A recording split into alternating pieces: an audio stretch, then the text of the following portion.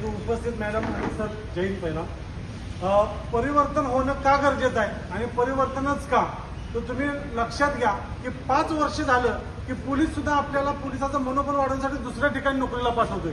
मग ही तर सहकारी संस्था आहे. सहकारी संस्थेमध्ये 5 किंवा 5 वर्षापेक्षा जर जास्त लोक राहिली तर एक तर ते भ्रष्टाचार तर होतो, दिवाळखोरी तर निघते, नाहीतर मक्तेदारी तर निघते.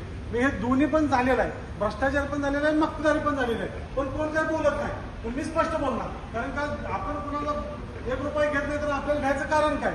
तर तुम्हाला सांगतो की भ्रष्टाचार होणं आणि मक्तेदारी वाढणं यात भरपूर म्हणजे इतका भ्रष्टाचार झालाय की तुम्ही सांगू शकत नाही. त्याच्या अगोदर तुम्हाला थोडंफार सांगतो की आमचा अहवाल बघा, की आम्ही अहवालामध्ये पहिलेच वाक्य दिले, जे देणार ते जाहीरनाम्यात लिहिणार, मोठे बोलून सभासदांची फसवणूक नाही करणार. आणि सत्ताधाऱ्यांचा बघा, त्यांनी एवढे मोठे गाजर दाखवलेले आहे की तुम्ही त्याचा विचार पण करू शकत नाही. पहिलं दाखवलंय 10% पेक्षा कमी करणार, 3 नंबरला